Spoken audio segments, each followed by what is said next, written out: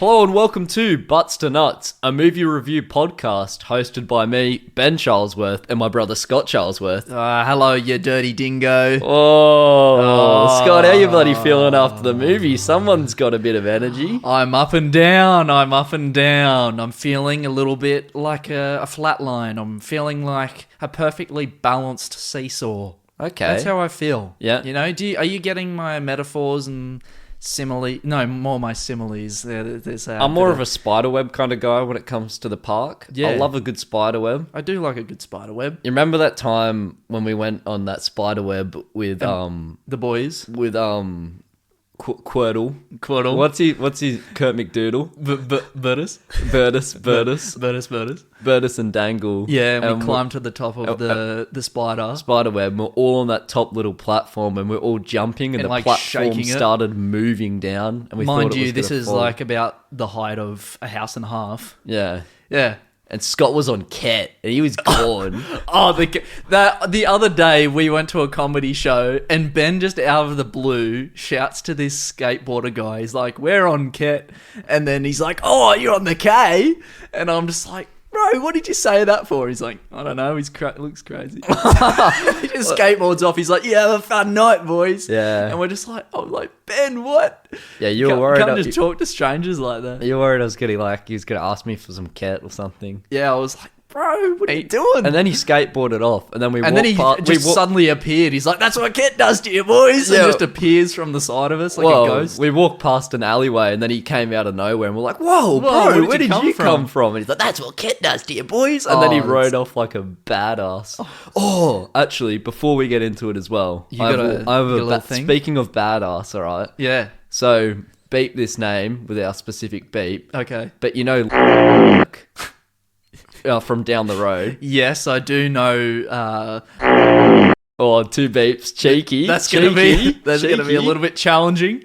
So I drove into work, and he's there with his mates on his bikes. Like, Yeah. he just rode all the way to my work. I was like, What? bro, what are you doing? This You live is so far far away." from your work. Yeah, I know. Weird. They like just ride around like, all the time. Yeah. Anyway, so he saw me as I was driving in, and then I saw them start riding their bikes towards me as I parked. Yeah. I get out, and then Thingo says, "Oh, I didn't know you. I don't know what you're doing here. What are you doing here?" Like a. Wait, I said that wrong. I don't know what you're doing here. Yeah, didn't say that. you really brought that across well, didn't you? Yeah, shit. He said, "What are you doing here?" And I said, "Oi, I work here." He's like, "What? And whose car is this?" And I said, "It's my car." Oh, what a See flex. ya. And then I walked away. I didn't say another word. What a flex. It was such a Chad moment. Wow, you must feel like you've just grown taller and beefed out. Yeah. Your chin looks wider. My testicles are flapping against my ankles now. bet They just they got are. so big. Yeah. I'm like a big boy. You are a big boy. Hey. Damn, that was a lot of story and so much energy. So much fun and frivolity. Well, we did watch Hush this week. 2016. It is in 2016. It's been a movie that's been on Netflix for a little while. I do remember the first time I saw snippets from this movie. It's Tessie Pop again. I was sitting behind people on an excursion on the way home, and they were watching it on their laptop. I think it was an excursion from Canberra, because we went to Canberra and came back. No. And on the way home, I remember seeing these two people watching this on their laptop, and I'm like, it's a scary dude with a mask. And I'm like, you know what? I'll watch that movie one day. Hey, and here today you are. we did. That's beautiful. I guess Bit of a full circle there. getting right? on the Canberra topic, because Canberra's the capital of Australia. It's also where all the politics happen. Yeah. I guess this movie's kind of like a metaphor. It's also the central hub of culture in Australia, where all the most interesting things happen. right. Yeah. No, sorry, what? What? I guess you could say this is kind of like a metaphor, because the lady she's kind of like the common public, like us. Yeah. And the killer, he is the bloody taxpayers, mate, trying to get our tax dollars. those bloody taxpayers. Mate, what a bloody zinger. Oh, that's fantastic. Oh, you saw that one coming, mate, from a mile away. Well, her name is actually Maddie. yeah, It is. Yeah. Just in case you didn't pick that detail up when you were watching the movie. yeah, Yeah. yeah. Hit me with a point, mate. All right. Well, I just want to start it off with a positive, because I am kind of like a wave of up and downs today. I love the cooking montage at the start. Oh, It yeah. made me want to eat. It just made me want to go eat some food. It was really well done sound design when she was chopping and cooking and, you know, swiveling the rice around in the pan or the pot or whatever. Oh, yeah, I forgot there was rice. There was a bit of rice in that mixture of things. Asparagus, yeah, look, it looked really good. I do like some asparagus. A shame that it burnt. Yeah, it's a shame that she burnt it and fucked it up because that looks like a good dinner. Yeah. It would have been better if it was like Home Alone style. Oh, wait, no, I was going to say Home Alone style where he makes the mac and cheese and he eats it, but he never does eat the mac and cheese. No, he just sits there and then the bell goes off. Yeah. So that pisses me off. Oh, man. Things like that, when at least the food was destroyed and it wasn't just left to waste. Oh, no, but she did waste all the sauce when she poured it in the bin. Yeah, but that, to be fair, it did like, what are you going to put it on? You're just going to have like a bunch of sauce just sitting there. And it got all lumpy as well. And that was the element that wasn't going too well. There was also a subtle detail. I don't know if you noticed this, but you probably did because we watched the same movie. Yeah. At the start... one of the first things you see, obviously zooms into a part like the wide shot. Yeah. And then you see her opening up the wine with the corkscrew. Oh, that was very satisfying. The weapon that she later uses to kill the killer. Oh, dude, nice pick. I know. And it is kind of like it's a pick stabbing motion thing, the cork opener as well. Yeah. I mean, I guess so. I guess so, but hey, don't try and steal my moment. No. That is a very nice detail that you've picked up on there. I think that was the first utensil that we saw because as we know, these kind of horror movies, utensils are key. Okay. They're throwing torches. That's one thing that I will... Oh, sorry, I just interrupted. I just fully cut you up there. Well, how about you bloody keep going because I appreciated that and I think you got some gold here. Thanks. Well, that's one thing that I did appreciate as well for this movie was the creativity of weapons. We did see a lot of things like the alarm that was used. We saw We saw a rock in that sort of like thought bubble thing that she had when she was getting smashed in the face. Oh, that was pretty fucking brutal and took me by surprise. But John had a rock. Well, I think that would have been the same rock. There was a knife. No, it was different. His rock was like square, and his the killer's rock was like square. John's rock was circle. True. There was a knife. There was the spray. What was it? Bug spray or something? Hornet spray. There was a few different little things. There were... Crowbar. The window as well. The window. Doors. Yeah. We'll get back to that window. That's where one of my problems bloody lies. Oh, I like this. I like where this is going. Teaser, mate. Stop it. You're just on fucking fire, aren't you? All right, come on, hit me with something. I want these nips sizzling. Well, speaking of problems, I wish we had more time with the mask. Yeah. Oh man, that's a big point for me too. Why pull it off like 2 seconds into the movie? The mask was like the best thing. It looked so cool. It just like fit his face like really. I don't know. It made him look weird. And it was so unique. Yeah. Looking too. And all the promotional stuff has the mask. Yeah. It's like at the start when you see him just like looking, it's like, what the hell? He feels too human when he doesn't have the mask off. Oh my God, we have some psychic energy going on here because that is exactly what I agree with. That it humanizes him and gets rid of the horror element.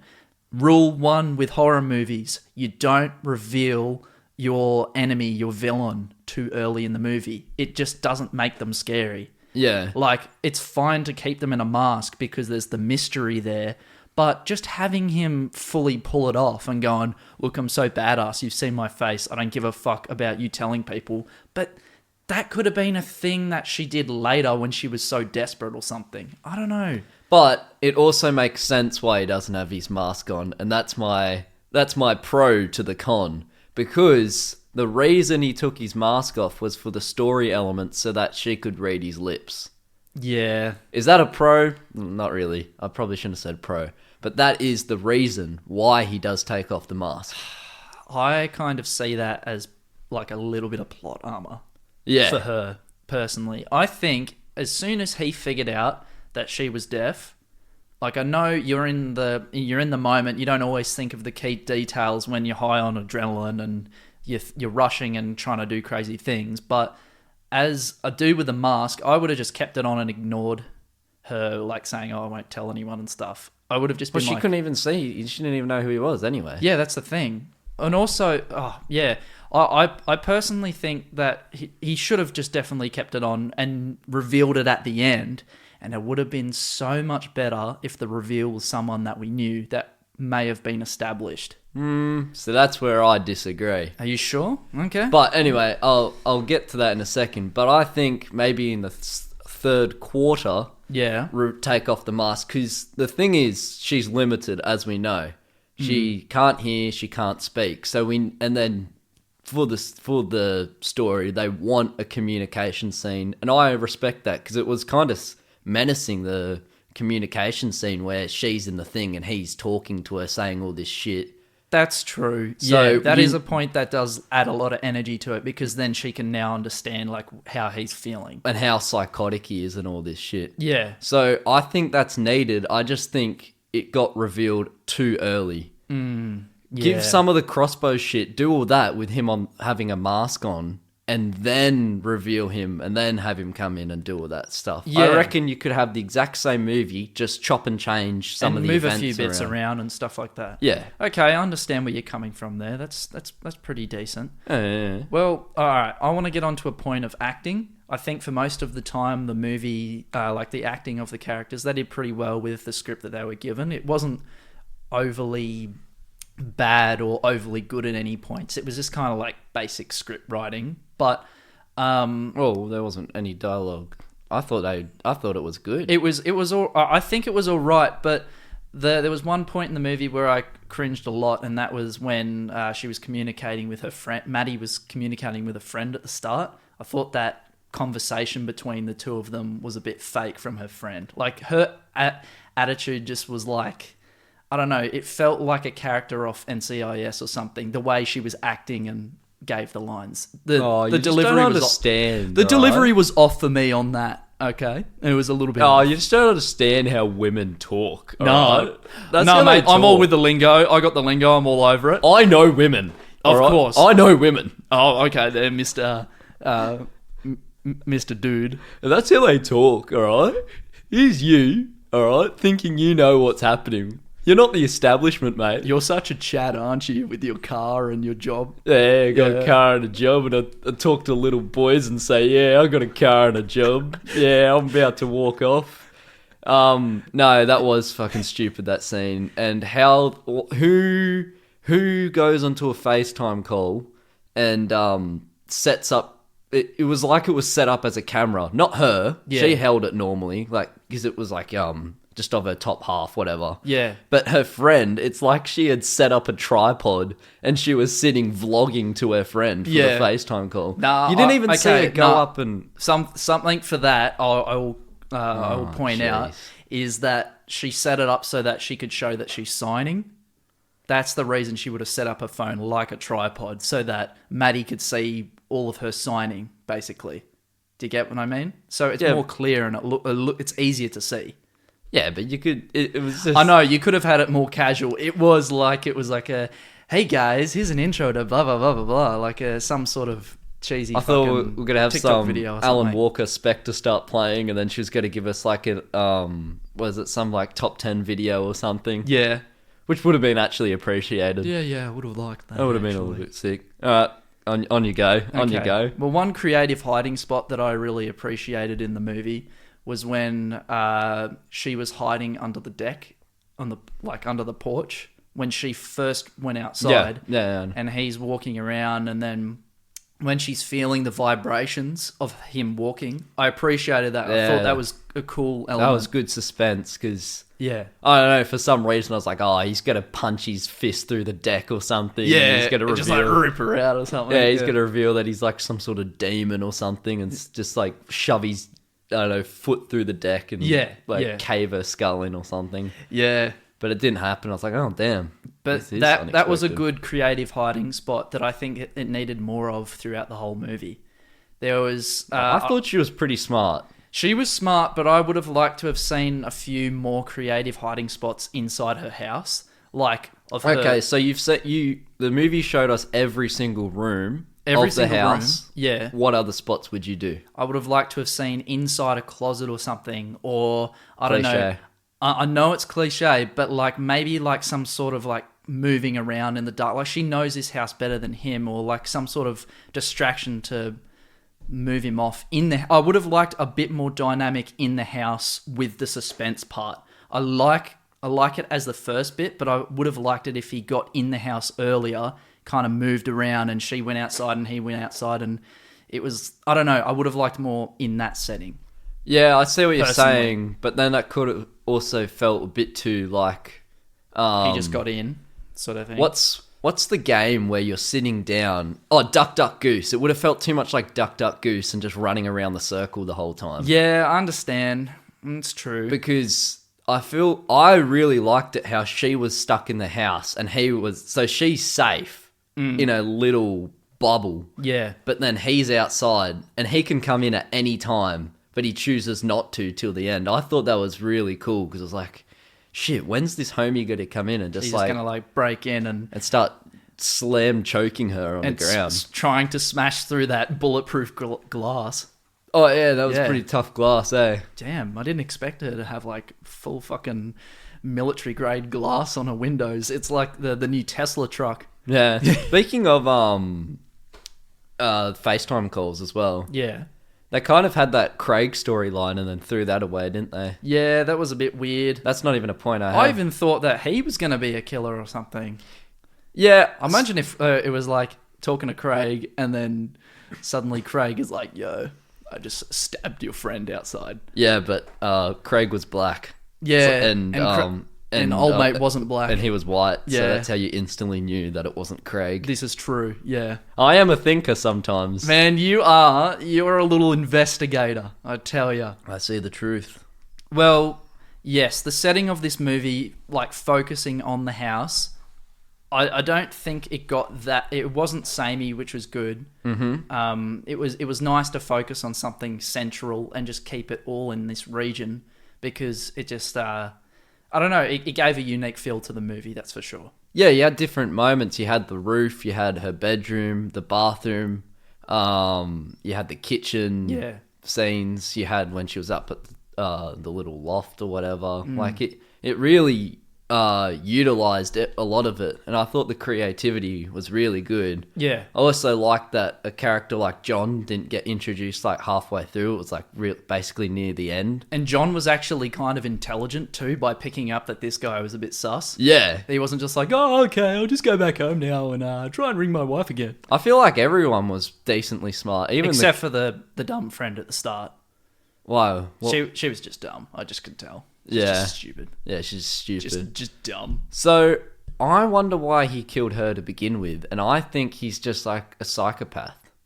Because on his crossbow, see, I think we. Oh, so like he's been on the run, He's like killed- trying to like killed a few people and all that. This isn't his first rodeo. So I reckon in this lore, his first kill was like he had a motive behind it. Yeah. But now he's like, man, I'm just gonna kill bitches left, right, and center. Who gives a shit? It's crazy. Bitches like the cat. When's kill the cat? Yeah. I'm linking this shit. That's crazy, the lore. man. I'm expanding the lore. Wow. Him and the cat in the afterlife, they get married, have kids. Okay.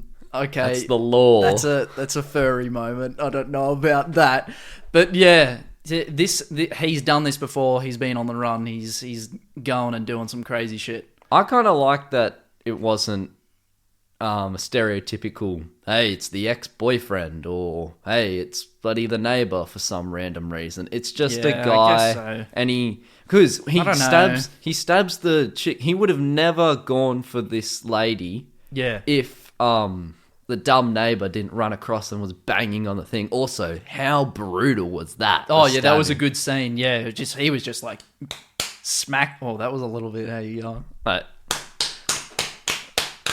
Yeah, there was this clapping, there was slapping, and there was butt cracking. Yeah, you know, it was the anyway. knife, Anyway, let's get back to the movie. Oh, yeah, the knife was in. That's for sure. Okay, so seeing as this isn't his first rodeo, it makes me question the logic behind the bathtub scene when he breaks in.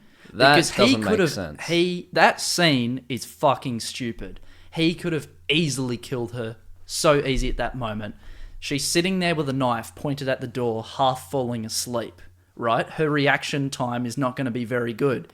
He breaks through. But how do you break through? Breaks through the window. Somehow that's not bulletproof. And this, or brutal, whatever. It's like, it's not protective glass. Well, he probably, there, no, apparently. he probably, wait, so how does that work though? How did he get into the bathtub? Can I just say?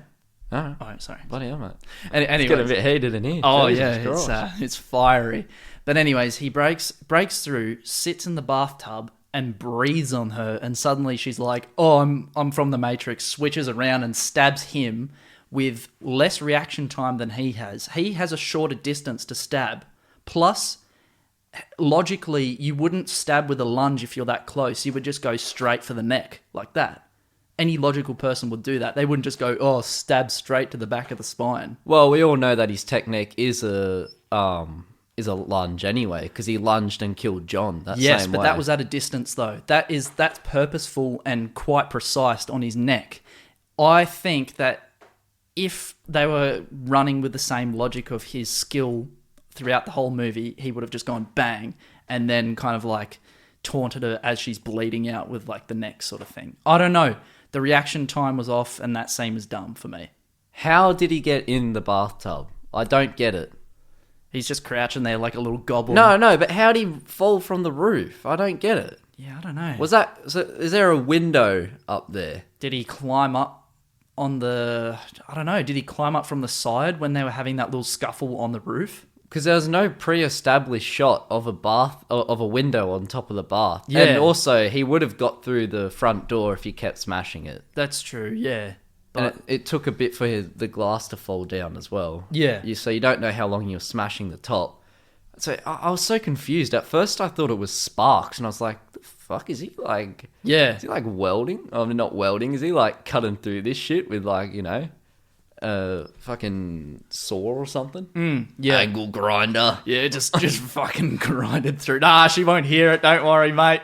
We'll get you through here eventually. Yeah. That scene didn't make sense, but I don't know. I just had a lot of fun. I didn't really care. Didn't really bother me. Well, can I point out a couple more logic points that kind of irked me a little bit? Yeah, come on.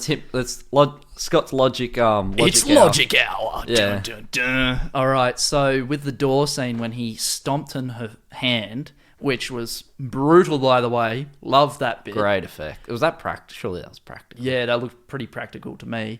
I think that he could have actually easily gotten inside at that point if he just kept slamming that hand, and eventually she would have gived and tied out, reefed the door over. We could have reefed the door from the start. From the start, obviously, but like obviously she was holding it at the same time while her hand was getting smashed in, and he smashed it on her hand as well.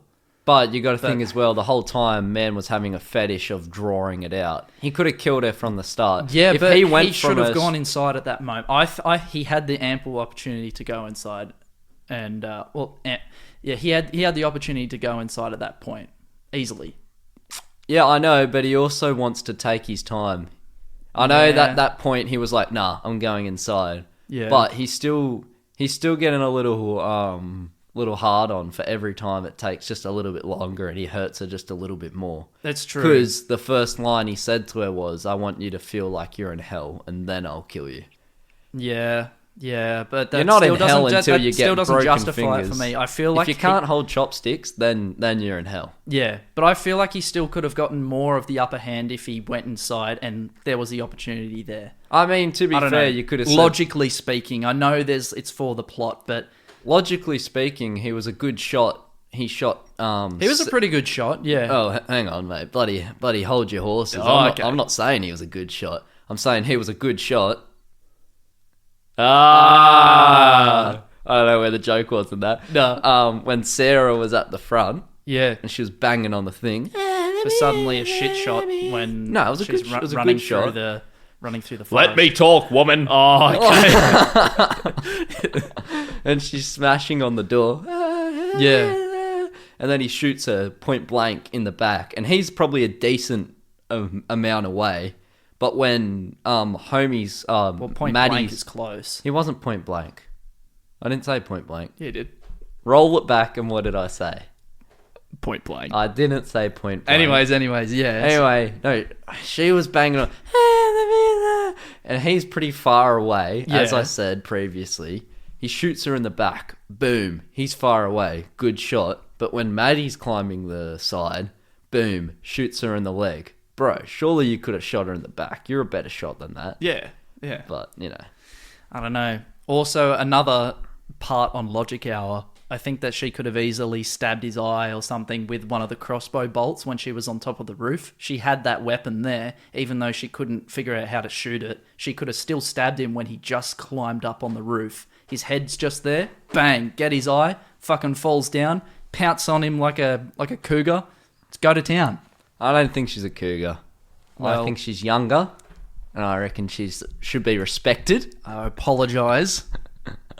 You're a bit of a silly sausage. I mean, yeah, she could have kicked his head in. She could have, done some shit. But decides to run across the roof. I don't know. Maybe just different thoughts, but... Personally, I would do that. I would kick the fuck out of him. Usually in a movie, shit like this, I'd be totally on board with you right now. I'd be like, that was fucking stupid. And I can't argue a lot of the time. But it's also like, I don't know. I just had a fun time with this. I didn't really give a shit about that. I just had a fun time with this movie. I found it a fun movie. I liked it as well. I think the reason I didn't have as much of a problem with... Oh, I mean, you could have fucking killed him there. You could have escaped there. You could have done this. You could have done that. Yeah. Which is always usually a problem with these horror movies. Yeah. And as we bloody keep going on with more podcasts, mate, maybe you'll hear that I'd start thinking more like that as well. Oh. A little bit of a tease for the future. Stay tuned. Keep listening. Give us a review. 5 stars. Thank you. Fuck, I forgot what I was saying. I was too busy plugging the show. But usually, for this instance, you didn't have a problem with it. Because it was, she had such an interesting thing. Well, the thing is, she's non-verbal and deaf, and that is a very creative decision by the movie in the first place. Yeah. It does leave a bit of leeway for some generic stuff to push through, because that is such an interesting idea. Yeah, I reckon I just didn't mind it as much, because I was like, wow, this is a cool concept. And they weren't... Whilst there was points that they could have used to kill and do things, I didn't think that she was like a dumbass the whole time. No, of course she wasn't a dumbass. She was thinking some really smart things. I also don't think that he was a dumbass the whole time. He was a dumbass some of the time, though. He was more dumb than she was. Yeah. But I just feel like... That's another point that kind of irks me, because how was he able to kill this many people and kind of still make dumb decisions, you know? Like, he's got strategies like... I mean, we all have bad days. Come on, we can't write. He could have made it a double trouble, a double tap. You cook a creme brulee 1,000 times. Not every 1,000 it's going to be the best creme brulee. Damn, wise words by Curly Charlesworth right here on the podcast. Mate. This is more of a cooking podcast than it is a movie podcast at the moment. Yeah. Fuck. Movie. Let's talk... Yeah, no, you keep going. Well, would you say this is a horror movie? I would. I would say it is a horror movie, but it didn't scare me.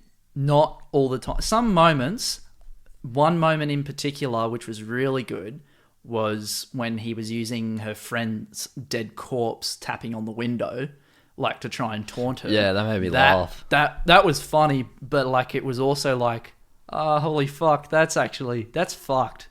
That sort of stuff I would have liked to have seen more of that shock. I think a lot of the jump scares, personally for me, didn't really cut through to me and make me go, holy crap, I'm shitting myself right now. Some of them were good, but nah, they didn't catch me off guard all the time, and that's what I would have liked more, I know, but I also liked how... Yes, I'll agree. It was more of a psychological horror.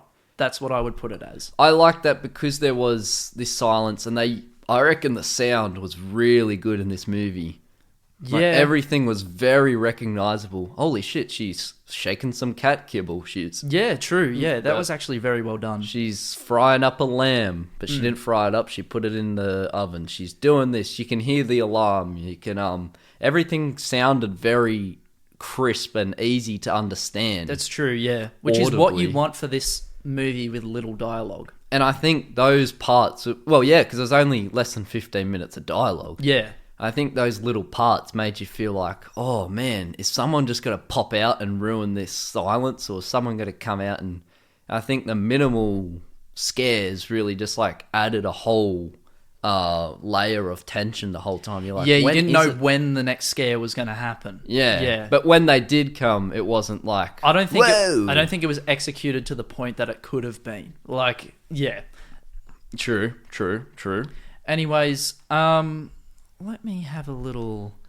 I do have another point, point, but see, I don't have much great things to say yet. I still just had such a good time. That's fair enough. Yeah, you feel funny? A certain way. But I do have like so many plot holes with it.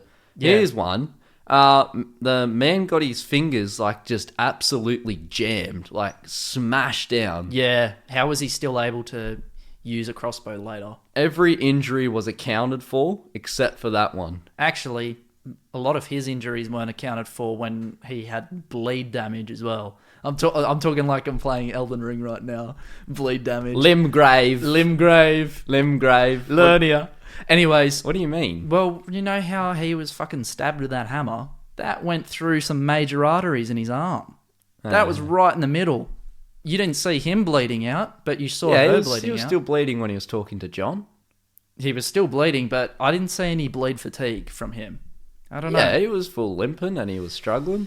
At the end, that man was battered. He was battered, but I feel like he would have been more from that point, because that is like just remember, that's a prime spot right in the middle of your forearm there. He's on that psychotic grind though. He's true. He's the energy is pumping. Like old mate, when he was stabbed in the neck, he still had enough energy to keep going and choke him out for a little while. So that does kind of justify it. I guess you got to bring it into reality. Like whenever we go out and we try and kill an innocent woman who can't hear or speak out in the woods, we're always on that adrenaline rush, you and I. That's true. Whenever we're going to murder someone out in the woods. So I guess it's the same thing applying it to the movie of how we do it. Yeah, It'd probably exactly. be the exact same. Yeah, I mean, we haven't done it in a while, so I can't really compare it. Yeah. But I 100% am on board with you there. I hope there's people who don't understand that that's sarcasm. And they've turned off the podcast before I've said sarcasm, and they've called the police. Yeah, that'd be pretty funny. Yeah, hit me with a point. You're bloody writing for 6 hours, mate. You should be carrying this podcast. I was writing, but we did cover a lot of my things. Oh man, bloody hell, man, buddy. Oh, fluffy cat. I like the cat. Oh, the cat was very cute. That was a very cute cat. Don't know why it was called bitch. I thought that was a joke, and then it was like, oh, it's called bitch. I didn't really find that funny at all. I thought that was just like, man, that's kind of mean. Your cat is beautiful. Yeah, wasn't I would call that cat Cedric or something. I'd call it goddamn sexy. Cut that. Nah, that's staying in. That's fucking staying in. You dirty dog. It's a cat. Oh, it is a cat. Well, I think I'm done. All right. Well, we haven't talked about John and the biggest goat of the movie. Yeah, absolute G. Wow. Well, he was really looking out for people. He was trying to be the man. Man, see, that's what I call, you wake up, and that's what I call a Sigma, right? He's on the 24/7 grind. When that's Sigma rule 69, all right? Oh no, 72. Oh, almost had a slip up typo there. Yeah. Sigma rule 72. Yeah. Get stabbed in the jugular, doesn't matter. Still keep fighting. Yeah. Keep fighting. Keep fighting. That's until your last breath. Dude, he was yelling out, run. Well, I think that's actually quite accurate if if you have the right mental state, because he knew he was going to die. So he's like, nah, I'm fucking putting all of my energy into this till the last moment. Let's go. That's how I want to go out. Yeah. Stab me in the jugular and let's just fucking brawl. Let's see how long you last. Let's just brawl. Yeah. Like, imagine that. That's like a cockfight when people bet on two chickens fight or two roosters fighting, but they just stab two guys in the jugular and go fight. Everyone's betting. Me and McGregor, let's go. How long do you reckon you could last against McGregor? Oh, mate. With a stab jugular? Fucking probably like at least 5 seconds. Yeah, that's respectable. I reckon I could take McGregor on. I reckon you could take him without the stab in the neck. Yeah, but he has to be stabbed. Yeah. Oh, of course. That's the unwritten rule. Yeah, that's the handicap. McGregor's bleeding all over the place. I'll just fucking smash him. Yeah. Easy. Mate, it's those curls that they get them every time. There, mate. Oh, yeah. All right, I think maybe we should have a little bit of a review moment. A review or trivia and a letterbox. We still got bloody heaps to do. Yeah. Do you want to run the theme song? The theme song? Yeah, the theme song. For which part? Trivia. Are we doing trivia before letterbox? Oh, I thought that's what we do. We'll establish this because I guess we haven't really talked about this. I think we did letterbox before trivia last time. See, I thought we did... Because I thought we'd do trivia first. Yeah. And then my thinking is we do letterbox last. And then we have our scores after that. Because you get the people's review and then you get our review. I like it. Oh, final thing I want to say. Yeah. A fun, entertaining horror movie that doesn't overstay its welcome. It uses all its resources at its single location and doesn't get stale for me. Yeah, look, I'll give it to that. It doesn't go for too long. And it's not boring.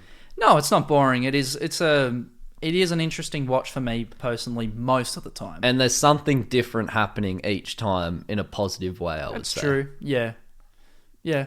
Logic, probably not, but fun-wise, I'd say this is fun. I think the logic part is the main downing on my score. This is definitely something that if you're at you have mates over or whatever. You just watch it, you get drunk and you just put this on and go, oh, look at them, they're so fucking stupid. It's good as well because there's no proper motive and there's no excessive dialogue. So it is the perfect movie horror-wise. Yeah. I wouldn't say perfect, but it's one of the best movies I reckon to chuck on just with some mates and just laugh at it. But if you really want to get absolutely scared, I reckon put something a little bit more hardcore on. Yeah, I reckon watch The Strangers. The Strangers.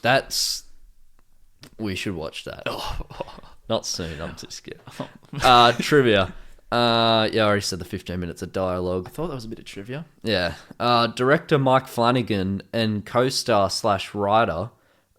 star / co-writer Kate Siegel... So that's Maddie. Yeah. They're a married couple. Ah, how sweet. They conceived the storyline on a dinner date in 2014. Wow. And then they got married 2 years later. That's pretty sick. I mean, going out to dinner and going, let's make a movie and then let's fuck. Yeah. Yeah. Let's make a movie where I get shot in the leg, babe. And he's like, fuck, I would love to film that. That's so hot. Let's do it right now. But not with a bullet. Imagine it with a crossbow. And she's like, oh, crossbows. It was filmed in 18 days.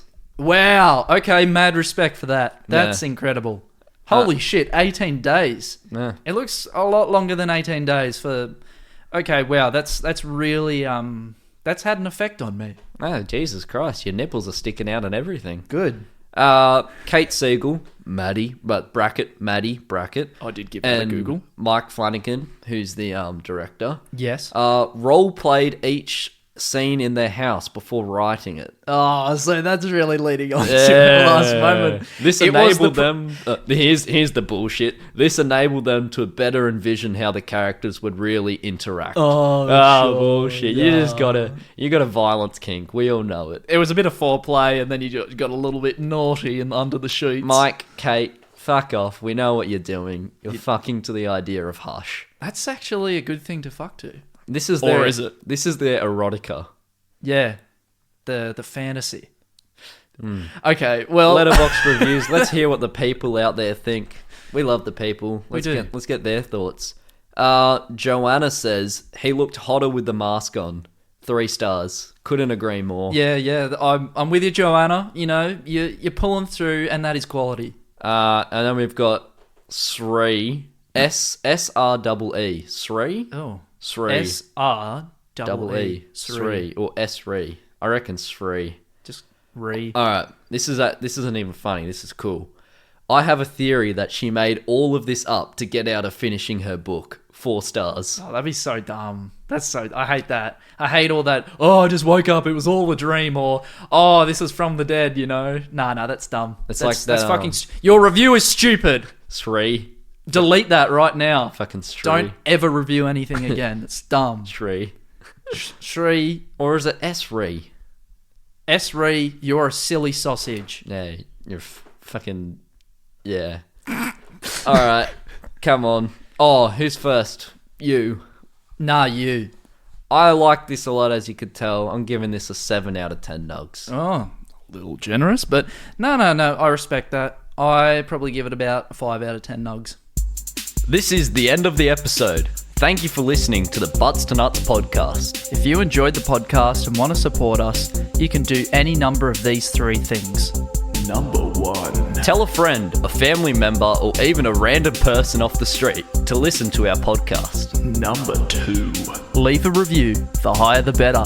Number 3. Follow and support us on our social media platforms, being Instagram, Twitter, and TikTok, all with the usernames Butts to Nuts. Again, thank you for listening.